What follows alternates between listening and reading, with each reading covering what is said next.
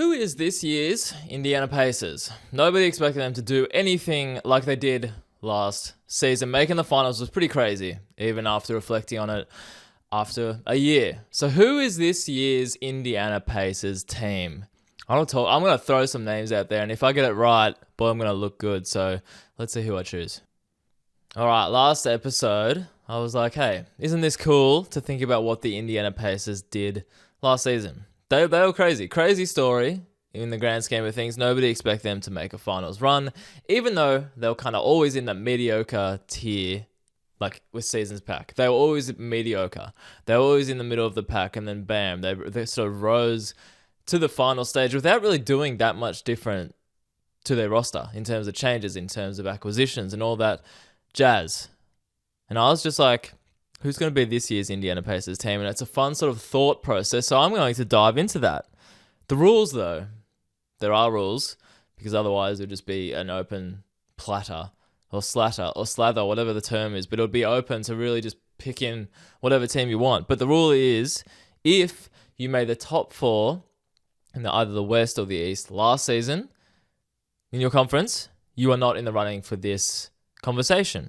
So for the East, that means Cavs are out, Boston are out, Knicks are out, Indiana are out. And that's where it kind of draws full circle, because Indiana were fourth, so that means I'm ruling out the top four teams. It makes sense, right? West, OKC, they're the champs. Obviously, they're not going to be an underdog that nobody predicts to go to the finals. Excuse me, they'd probably be the complete opposite, that everyone predicts them to go to the finals. OKC, Houston, Lakers, Nuggets, they are out of this conversation. So that is the rule number one. The second rule is I'm going to name mostly Eastern Conference teams, and then there's one or two West teams at the end that I'm going to throw into the mix. But first of all, you might think, why am I going to this team? But this is the fun of it. They sound weird because if you say, hey, I reckon the Atlanta Hawks will be in the finals next year, it sounds completely whack. I do not think that, but these are just teams that could put it together. And the beauty of it is, even as I just said that, then I'm just like, that is wild. What has Atlanta done in previous years that would even make me think about this? But you could also say, what has Indiana done the previous seasons? Like, yeah, they're pretty damn good, but nothing would have made you really think that they would be finals levels. So, Atlanta. Number one reason for Atlanta is Trae Young. I just think he's sort of sick of the disrespect. I feel like he's an easy target for people. His height, his defense, his empty numbers. I don't know if people actually use that conversation with him, but I have no doubt they might, because he puts up consistent numbers, but the wins aren't often there. So, to me, it's time for Trae Young to win. That's how you stop the doubters. That's how you say, like, shut up, I am valuable, I am a winner, and I don't deserve as much hate as he sometimes gets. So, my big point with this is purely Trae Young and like his vengeance tour, if you want to word it like that. I just think it's time for him to, I was going to say, like, shut up and prove it. But that's a bit harsh, because I love the fact that athletes have podcasts like him, and we saw his Pat Bev versus him sort of little beef that went on the other week. I don't know if you, I'm going to talk to the person who's listening to this, saw that, but he probably did. I just think it's time for him to win, and suddenly you have that on your resume. You have that on your side to back you up in these arguments, and I think he's capable. This is a 6'1" point guard that averaged 21 points and 11 assists last year, and that's not even abnormal. That's just what Trae Young does in this league, which is crazy. Well, like, it's crazy for the height. He's just so good at shooting, playmaking, like finding the gaps, being a really smart basketball player, that he can do that at such a small height in the NBA. They were 40-42 last season. So, again, that mediocre team. They're bringing back Jalen Johnson from injury, which is massive for them. Dyson Daniels, massive for them last season. He will continue to improve. Most improved last year. Well, what can he do this year? Then you add in like veteran playoff experience players like Porzingis. I almost combine the names, but Kristaps Porzingis, then Nickeil Alexander-Walker as well. Valuable. But that's Atlanta. I don't know how realistic it is, but I can see them doing pretty well. Philadelphia. Let's speak Philadelphia into existence in terms of having a great season. I just want to see it happen. I was at the Pelicans versus Melbourne United NBA game last night. First time an NBA team has come to Australia. And guess who is in the forefront of all that marketing, all that promotion? It's Zion Williamson. And the conversation I was having with someone last night, or a few people, you just want to see Zion finally have that healthy season. And why do I say this? Because it's the same with Joel Embiid. You just want to see him have healthy seasons. And I'm speaking it into existence. I want to see him have a healthy season. I want to see him dominate. I want to see him talk his talk. I want to see Joel Embiid back in like the headlines for all the good reasons. Because it's one of those guys that you're just used to seeing him in the headlines for the wrong reasons. Whether it's injury, whether it's whatever, maybe it's something he said he's not that outlandish or whatever. But we need to see Joel Embiid in the headlines for basketball purposes only. That is what I say. Paul George, I don't think he needs to be a star for them. He just needs to be a consistent, solid vet that can come up big. He can hit game winners. He can be a star like 40% of games. Like, he doesn't have to be a consistent star all the time like he used to be. He just needs to be a consistent, really, really good role player. In my eyes, lock the hell down on defense. You talk about like that's your side of the ball. You take pride in like sort of shutting down people on the opposition team. That's what they need him to do to me. They've got enough. Maybe, I don't know. I'm just saying maybe they do, that he doesn't need to be the star. Tyrese Maxey, he's back. Wearing an arm sleeve as well, so he's clearly upgraded that fashion sense as well. But I just want to see him back doing what he does because can't recall how many games he actually missed last season, but it felt like he didn't even play, honestly. Didn't play at all. They were 24-58 last season. Bad record, largely due to injuries, if we're being honest. But here's a bright spot, Quentin Grimes. That man was like a star for a second in the league last year. There was a time. Now, this is probably easily forgettable because it kind of just like, it's in the back of my mind and I don't even know if it happened. But was he dropping 40 and 50-point games as a 76er last year? I'm pretty sure he was. I was looking at his game log before. There was something in it like that. Maybe it was lots of 20s, lots of, 15, 20s, 30s. But I'm pretty sure he went like that, 40s or 50s.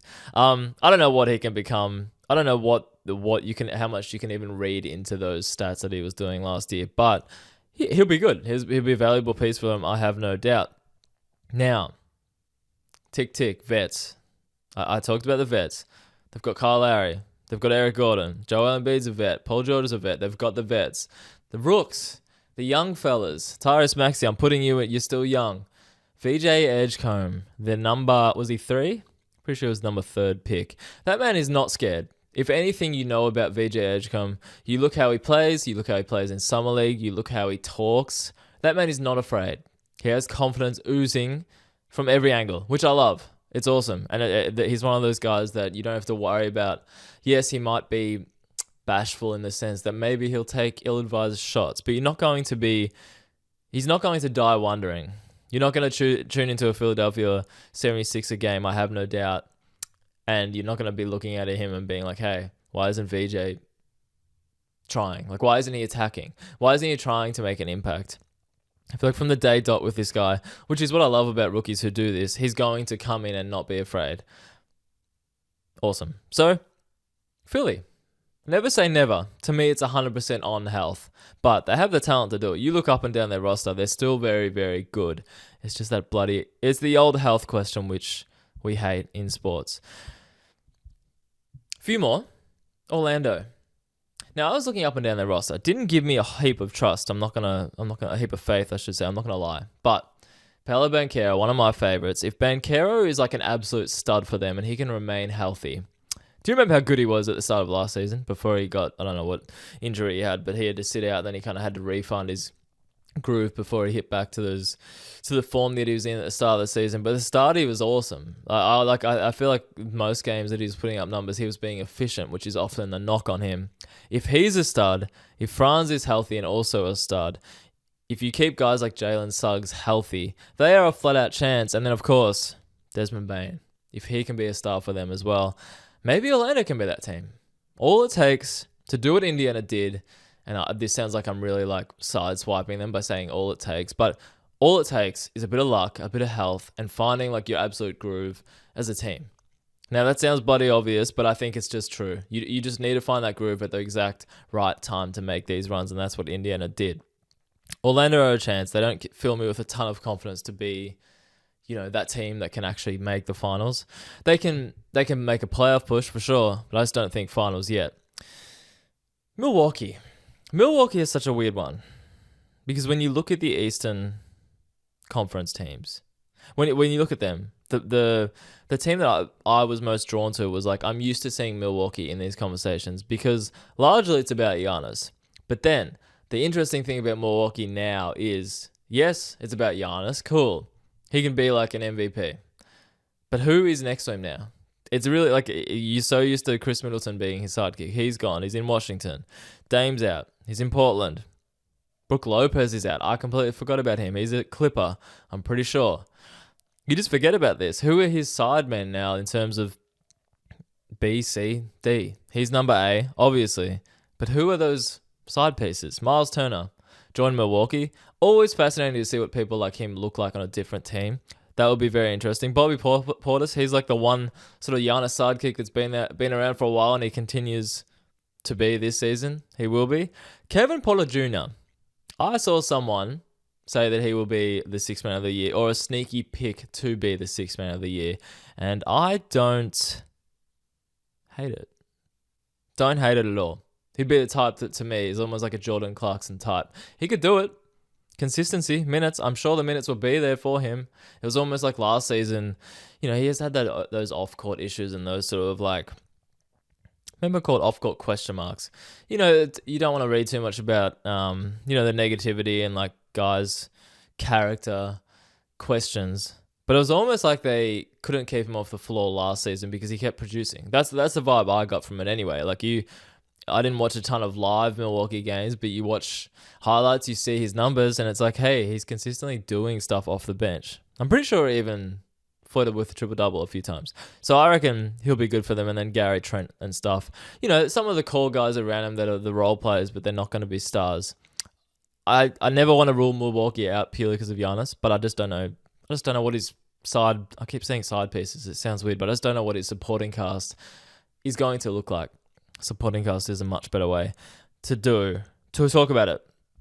Last two teams I don't trust in the East. Chicago. I wanted to trust. I like the fact that they brought Josh Giddey back. Great. Kobe White. Call him a borderline star. Nikola Vucevic. Call him a borderline star when he's up and going. Matas Buzelis. One of my faves. Really like him. But they just don't have enough firepower for me to trust that they're going to do anything, even if they make the playoffs. I just think I don't even know if that's an argument, honestly. They're a good young team, but who's their like absolute stud? Even if Josh Giddey was that, I'm still not sure. Yeah, they just don't fill me with much confidence in this conversation. Next down the line, Detroit. Now, the one thing I literally have written down here is it will be too much of a rapid rise if they went from positive season last year to finals or even close to. Like that's just too unrealistic. I don't mean to shoot a team down and hey, maybe they could do it in a few years, but I'm not. It can't happen next year to me. They can't make the finals or that close, dare I say. I never like to knock a team, specifically a team that has like my favorite player on it, almost, Cade Cunningham. I love that guy. I love the way he goes about it. I love the fact that I've always thought that Detroit literally have the perfect leader at that helm in terms of the point guard spot. I was stuttering over just my fascination of Cade Cunningham, but I think him on the playoff stage is just an awesome look for the league and awesome for the team. In saying that, I don't trust them that they have any chance to go to the finals. Sorry about that. Before I stop this conversation, they were all Eastern Conference teams you may have noticed. What about West, you ask? These are two random West teams that I would love to see make a push. Number one being Dallas. They've got the vets. I don't know if they've got the health. I feel like all their guys, you just question how healthy they are. Anthony Davis has to wear goggles for the rest of his career. That's a little fact that we found from Media Day that I don't think anybody really knew. Not sure if it really is a story, but hey, it's something different. New look. Him, Kyrie, like you kind of forget about how many of these stars have had recent injuries in the past. Anyway, then you add those vets with Cooper Flag. And one of Cooper Flag's just a stud from day dot. And Dallas can actually get it done. They're interesting. And just an out of picture one. What if the Spurs are so good And Wemby is so good that they just make a push somehow. They just seem to keep leveling up their rookies. Like, they're obviously Wemby, generational talent, just absolute stud. Put him as like, yeah, just a star in this league already. Then you've got Stephon Castle, who's like a different type of star, different type of. You probably would never call him a star unless his offensive game expands a lot. But one Rookie of the Year, hell of a defender, sort of hustle type of player. I really like him. I saw something was weird with Stephon Castle when people like draft experts, much more than me, were looking at his game and they compared him to Shai Gilgeous-Alexander, which kind of threw me. I was like, yes, defensively early in their careers, I think that was their calling. But Shai's just like an offensive mastermind. I was like, how is Stephon Castle, like, as much as I love him, how is he sort of compared to him? But maybe it's their body types. Maybe it's like their progression. Maybe it's like what they hang their hat on early in their career compared to what they're going to. I don't know. But I was fascinated by that call. But then you add like Dylan Harper. You add, the other guys like Keldon Johnson.